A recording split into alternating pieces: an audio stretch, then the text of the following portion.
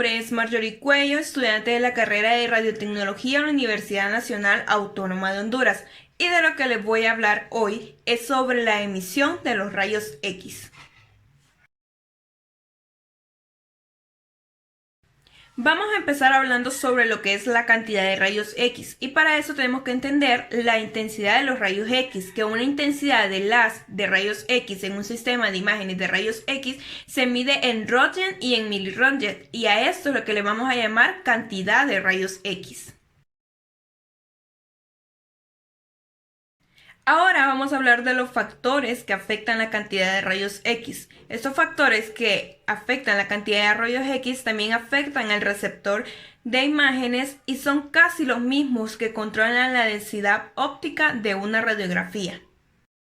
El primer factor son los MAS. Este nos dice que la cantidad de rayos X es proporcional a los MAS. Esto quiere decir que cuando se duplican los MAS, los electrones se doblan y por tanto la radiación emitida también. Tenemos el siguiente ejemplo donde los datos que nos han dado los vamos a colocar en la fórmula, siendo 32 miliröntgen la intensidad 2, los 20 MAS la MAS1 y 10 los MAS2, y por supuesto lo que estamos buscando es la intensidad 1. A esto lo colocamos en la fórmula y la despejamos, quedando como resultado que los 32 MAS y los 20 miliröntgen se multiplican entre los 10 MAS, y como resultado nos da los 64 miliröntgen, ya que los MAS se cancelan.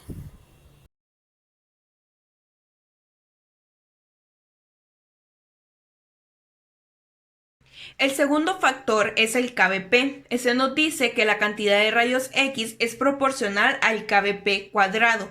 Esto quiere decir que si se duplica el kbp, la intensidad aumentará en un factor de 4.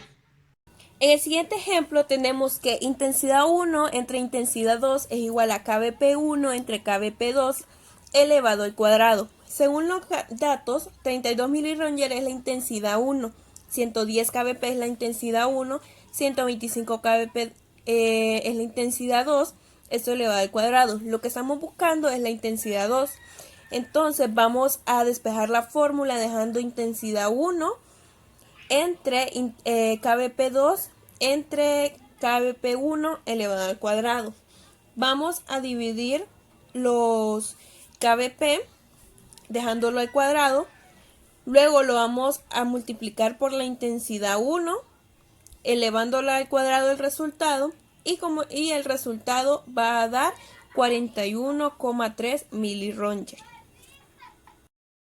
El tercer factor es la distancia. Eso nos dice que la intensidad de los rayos X varía inversamente al cuadrado de la distancia del blanco del tubo de rayos X, y a esto se le conoce como ley inversa al cuadrado. En este ejemplo vamos a utilizar la ley inversa al cuadrado, donde intensidad 1 entre intensidad 2 es igual a distancia 2 entre distancia 1 al cuadrado. En este ejercicio nos piden lo que es la intensidad 2, siendo 1.25 miliröntgen la intensidad 1, 91 centímetros la distancia 2 y 100 centímetros la distancia 1. Lo que vamos a hacer es despejar para distancia 2 y va a quedarnos intensidad 1 sobre distancia 1 sobre distancia 2 al cuadrado. Dividimos 100 entre 91 y nos va a quedar como resultado 1.1 al cuadrado. Luego lo bajamos y elevamos 1.1 al cuadrado y lo multiplicamos por 125 y como resultado nos va a dar 13.8 miliröntgen. El cuarto factor es la filtración. Eso nos dice que al añadir filtración al haz útil de rayos X, se reducirá la dosis al paciente, gracias que el sistema de imágenes de rayos X trae una filtración de aluminio. Entonces la filtración la utilizamos para eliminar los rayos de baja energía, ya que estos no contribuyen para nada en la imagen y aumentan la dosis al paciente y no tienen el alcance suficiente para llegar al receptor de imágenes. Ahora les voy a hablar sobre lo que es la calidad de los rayos X y para eso tenemos que entender lo que es penetrabilidad. Penetrabilidad se refiere al potencial de los rayos X para penetrar los tejidos. Los rayos X con alta energía tienen más probabilidad de penetrar un tejido profundo que los de baja energía. Entonces a la penetrabilidad también se le denomina calidad de rayos X. La capa hemirreductora es el valor del material absorbente necesario para reducir la intensidad de los rayos X a la mitad de su valor original.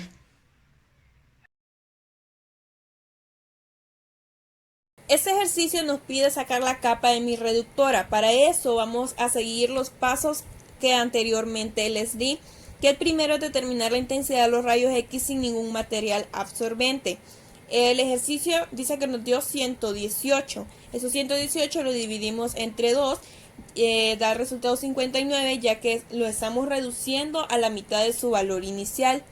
Luego ya graficado, en la gráfica nos vamos a poder dar cuenta del grosor del material, que según la gráfica realizada nos da 2.4 milímetros de aluminio. Ahora vamos a hablar de los factores que afectan la calidad de la imagen. El primer factor es el kbp. Este nos dice que si se aumentan los kbp, la calidad de los rayos X también y por consiguiente la capa hemirreductora. El segundo factor es la filtración. Se dice que aumentando la filtración también lo hace la calidad de los rayos X. Y recordando, la finalidad principal de la filtración es rechazar selectivamente los rayos X de baja energía, ya que tienen muy poca probabilidad de llegar al receptor de imágenes. Estos tipos de filtros pueden ser de aluminio, de cobre, de estaño o de homilio.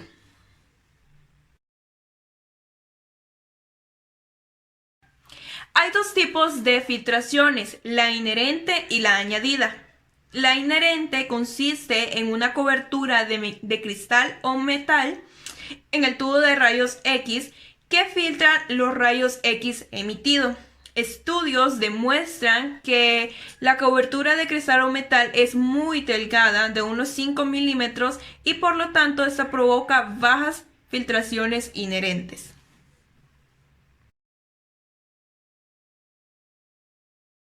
Entonces decimos que la filtración inherente de un tubo de rayos X con una finalidad general es de aproximadamente 0.5 milímetros de aluminio equivalente. Con el tiempo, la filtración inherente tiende a aumentar porque parte del metal de tungsteno, tanto del blanco como del filamento, se evapora y se deposita en el interior de la ventana.